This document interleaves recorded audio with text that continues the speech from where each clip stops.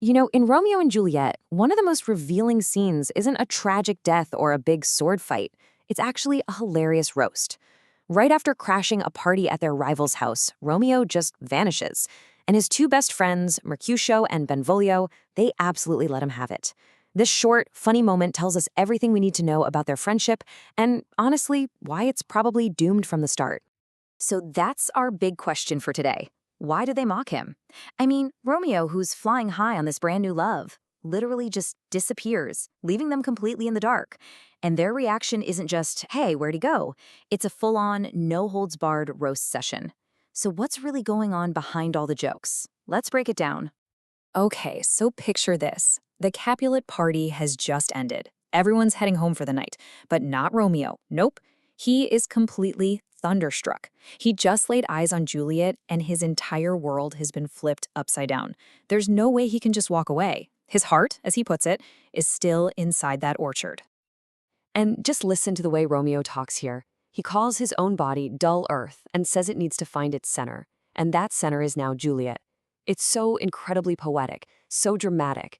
And with that single thought, he leaps right over the Capulet orchard wall and disappears into the night, desperate to get closer to her. So while Romeo is off having his grand, epic, romantic moment, his best friends are just left standing in some dark alleyway, completely baffled. They turn around, and he's just gone, vanished into thin air. Benvolio, who's always the good cousin, starts calling for him, but Mercutio, oh, he has a much more theatrical idea in mind.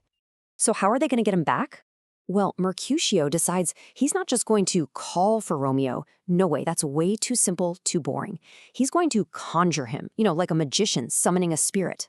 And that tells you everything you need to know about Mercutio's personality. The guy absolutely loves drama and putting on a show.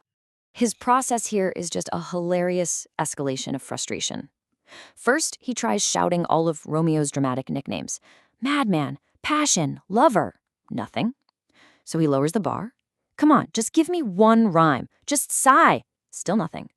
So then he goes for the big guns, invoking the gods of love, Venus and Cupid. And when that still gets zero response, he throws his hands up in total exasperation and declares, the ape is dead. So who are all these people he's name-dropping? Well, he's basically pulling from the greatest hits of sappy love stories. You've got Venus, the goddess of love, her son, blind Cupid, and even King Cophetua, a legendary king famous for falling for a commoner. To Mercutio, these aren't romantic ideals. They're just cliches, perfect ammunition to mock what he thinks is Romeo's over-the-top obsession. All right, so Mercutio's first attempt was a total bust. Romeo is not responding to the poetic, romantic summons. So what does he do? He shifts gears, big time. If calling on the gods of love isn't going to work, maybe getting a lot more personal and a lot more insulting will finally do the trick. And this right here, this is the absolute key to the entire scene. Mercutio has no idea that Juliet even exists. He and Benvolio are still convinced that Romeo is moping over his old, unrequited love, Rosalind. So all the mockery that's about to come is aimed at a version of Romeo who is already completely out of date. And just listen to how personal he gets. He starts this conjuring off like it's a traditional love poem, mentioning Rosalind's bright eyes and scarlet lip. But then he just keeps going down the body, getting more and more physical and frankly pretty inappropriate, ending with her quivering thigh. He's literally turning Romeo's poetic pining into a crude joke. Now Benvolio, ever the peacekeeper, starts to get nervous. He warns Mercutio, hey, if he hears you, you're going to make him really angry. But Mercutio just waves it off. He's convinced this kind of talk can't possibly anger Romeo because it's all in good fun, right? This moment shows their dynamic perfectly. You've got the worrier and the provocateur. But Romeo is still silent. Crickets. Mercutio is getting absolutely no reaction. So what does he do? He doubles down. Of course he does. He launches into his final and by far his most explicit set of jokes about love. This line is pure 100% Mercutio. It's a super cynical play on that old saying, love is blind. He's basically saying that Romeo's idealized romantic love is pointless because it can't achieve its physical goal. For Mercutio, love isn't some poetic, mysterious force. It's a physical act with a very, very clear target. And now get ready for a little 16th century humor alert. Mercutio wishes that Romeo would just go sit under a medlar tree. Why a medlar tree?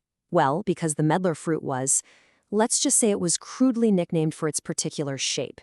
He then wishes Rosalind were that fruit, and that Romeo were a popcorn pear. Yeah, it's a very body, very physical joke that reduces Romeo's grand passion down to pure biology. After that final joke, Mercutio has pretty much run out of steam. He's thrown everything he's got at that silent orchard wall and has gotten nothing back. He finally gives up and decides to head to bed. And Benvolio, the pragmatist, totally agrees, saying there's no point in looking for someone who so clearly wants to be left alone.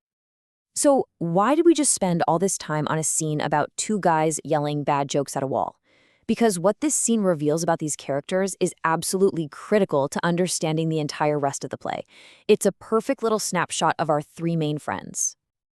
So, what have we learned?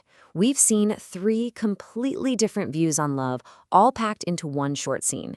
You've got Romeo, the passionate idealist, whose ideal of love is totally all-consuming. Then there's Benvolio, the pragmatic peacemaker, who's really just worried about his friend's well-being.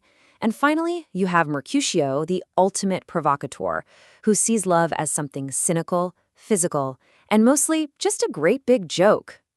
But really, the most crucial point here is that their mockery is all coming from a place of ignorance. They're making fun of the boy who was hopelessly lovesick for Rosalind just a few hours ago. They have no earthly idea he's already moved on to a love that is completely different, completely real. And that gap in knowledge creates this huge sense of isolation for Romeo. It sets him apart from his closest friends. Which leaves us with this final thought. These are supposed to be his best friends, right? His inner circle. And yet, they are completely and totally out of sync with his new reality. It shows us that from this moment forward, Romeo is truly alone in his experience, understood by no one in his world, except, of course, for Juliet.